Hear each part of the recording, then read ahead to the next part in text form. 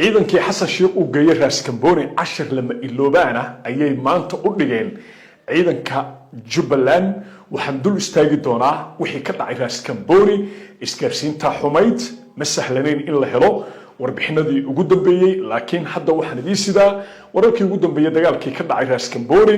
labada dhinac khasaaraha ayaan dhan kastaba eegi doonaa ciidankii haram cad ayaga kaliya maanta waxa laga dilay 100 askari waxa la gaaday ayagoo ceelbiyood ku yaala duleedka magaalada biyo ka dhaaminaya ciidanka Jubbaland waxay diyaar garoobeen ciidamada dawladdu ka warhayn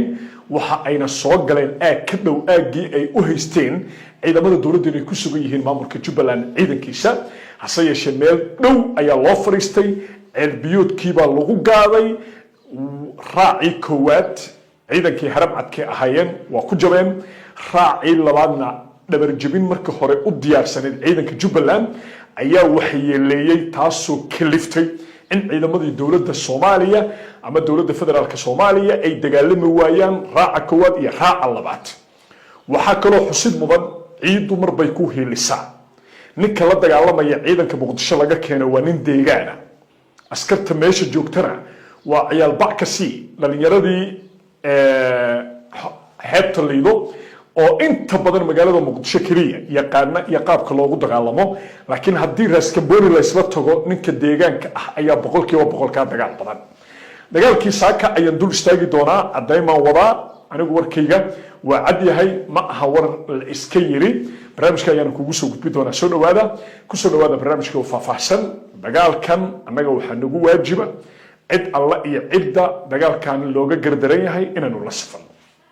annaga xasan sheekh maxamuud ciidamada Muqdisho ka keenay ciidan wada qaran ku socda ma aha ciidan wada dawladeed ku socda ma aha ciidan duulaan ku ah maamul dhisan oo nabad haystana waajib waxa nagu ah in aynu ummadda u iftiimino qaladka ay ku sugan yihiin xaqu sidiisaba waa dilaaca maanta wixii dhacay taariikh qoran waaye soo dhawaada horta dawladdu inay jabtay waxaad ka fahmi kartaan war saxaafadeedkii ka soo baxay wasaaradda gaashaandhigga dib u akhri war saxaafadeedkii wasaaradda gaashaandhigga ka soo baxay ayaa caddayn kaaga filan inay dawladdu dagaalka ku jabtay waxaa ka mid ah qoraalkii wasaaradda gaashaandhigga in ay ciidamada Jubbaland ka soo dhax baxeen goob ay ciidamada dawladdu ku ogaayeen argagixisada al-shabaab bartaas markay war saxaafadeedka ku qoreen ayaad horta ka dheexan kartaan annaguna aan ka ogaan karnaa inay dawladdu ku jabtay dagaalkii raas kambooni mar hadday bilowday shabaab iyo ciidamadii Jubbaland baa isku milmay waa sheeko la yaqaano oo markii ay maamulku markuu jabo uu qeyl ka dhigto wuxuuna halka ka raadinayaa inuu dadka Soomaaliyeed u sawiro ciidanka xaquudirirka difaacanaya deegaankooda inay yihiin argagixiso cid ka dhageysanaysa wasiirka gaashaandhigga waxaan leeyahay cid ka dhageysanaysa male waa benta haddii ciidamadaadu dagaalami waayeen argagixisada shabaab iyo ciidanka Axmed Madoobe isku nooca isku meel bay ka soo baxeen waa sida suurtagal ah dagaalkii maanta ciddii u baahan inay wax badan ka ogaato war saxaafadeedka wasaaradda gaashaandhigga ha akhrisato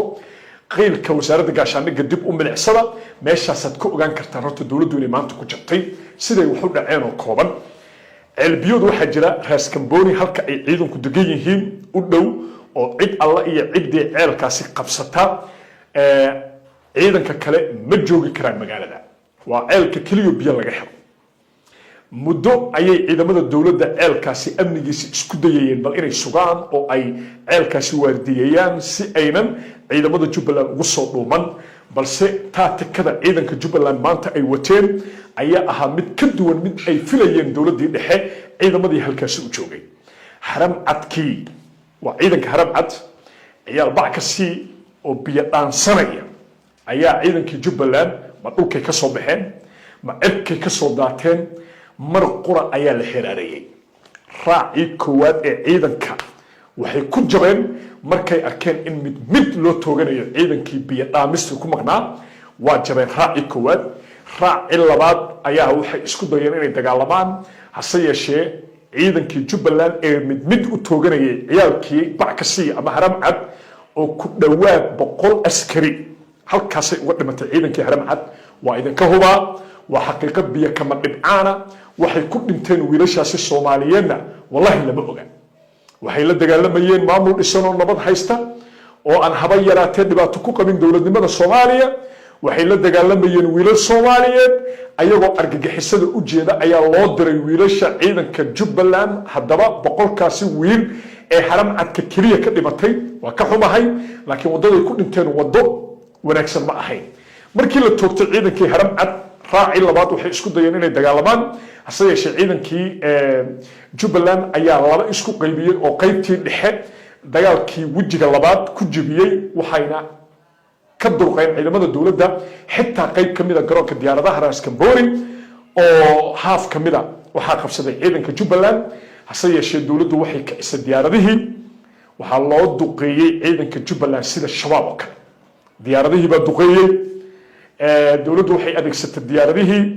dawladdu waxa ay samaysay markay jabtay in la duqeeyo ciidanka Jubbaland meeshaas waxa kaaga cad inay jabeen mar haddaad aragto diyaaradii oo duqeyn bilowday micnaheedu ciidanka meesha ku baaba'een ciidanka Jubbaland iyagoo garoonka boqolkiiba boqol gacanta ku dhigi lahaa ayaa diyaaraddu duqeysay duqeyntaasayna kaga badbaadeen ciidanka inta ka hartay dawladda mooyaane hal qof kama baxsanahay garoonkiina dib bay uga durqeen ciidankii Jubbaland hadda kaabigaa la isku hayaa ceelkii magaalada waxaa gacanta ku haya Jubbaland magaalada inteeda badan Jubbaland baa maamulaysa garoonkii diyaaradaha kaliya ayaa laga soo durjiyay ciidankii Jubbaland diyaaradaha ayaana duqeyn geystay meesha sababta waxa kaaga cad in Xasan Sheekh Maxamuud iyo dawladdiisu ay ula dagaalamayaan Jubbaland sidii shabaab meesha sababta ku ogaada mar hadday diyaaradii adeegsadeen macnaheedu wax kale ma aha waa isaga jeedaa awood kale waa isku dhamaatay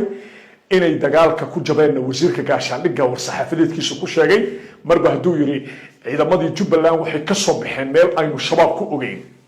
ceelka aad biyaha ka cabayseen ayay ciidanka Jubbaland joogeen shabaabkaad sheegaysaan maxay tahay waaba ceelkiinii waaba ceelkii ciidamada dawladda ay biyaha ka cabayeen almuhiim dagaalkii saaka waa la isku bartay weli kaabigaa la isugu fadhiyaa anytime ayay xabaddu bilaaban kartaa mar kale waxaa muuqata ciidankii Jubbaland maanta inay ku gacan sareeyeen dagaalkii ay la galeen ciidamadii uu Xasan Sheekh ka keenay Muqdisho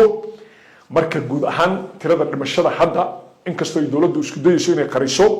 waxay gaarayaan ilaa iyo 125 askari oo u badan ciidanka dhalinyarada haram cad oo kaligood 100 ay ka geeriyoodeen sidoo kale waxaa la isku dayay in doomo lagu qaado hub gurmad ah mar hadday dawladdu Muqdisho gurmad ka dirtay waxaa kaaga cad in haba yaraatee ciidankii deegaanka ama halkaa ku sugnaa ay iska difaaci waayeen ciidanka Jubbaland Muqdisho looga gurmaday doomana la saaray hub ciidan gurmada loo diray halkaa ka ogaada marka gurmad waxaa la dalbadaa markii la jabo ciidankii Ras Kamboni markay jabeen diyaaradihiina ay caabiyeen ciidankii Jubbaland oo markaa garoonka dhan inay la wareegaan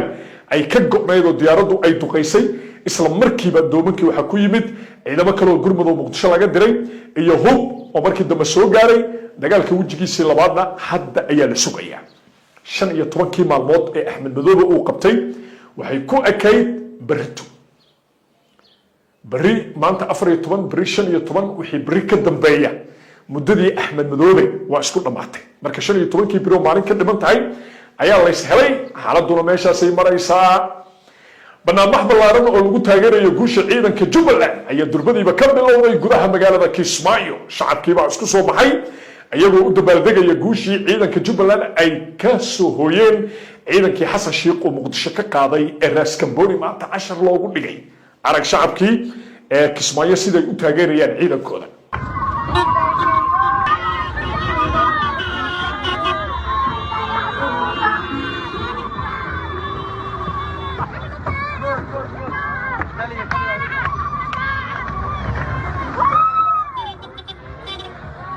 anigu Jubbaland ku taageeri maayo inaan madaxweyne Axmed Madoobe ku qabiil ahay anigu reer Jubbaland ma ahin aniga madaxweynaha isku qabiil ma nihin Axmed Maxamed Islaam xaqa ayaan taageeraya ha u malaynin balwaan oo in adeerkii taageeraya ma aha waa Cabdullaahi Balwaan oo wixii dhacay oo xaqiiqo ah iyo guusha sida u dhacdo ku dareensiinaya anigu meesha xaqa jiro ayaa la jira 10 lama iloobaana ayaa wajigii koowaad ee dagaalka loo dhigay ciidankii Xasan Sheekh waxaan sugnaaba waa wajiga labaad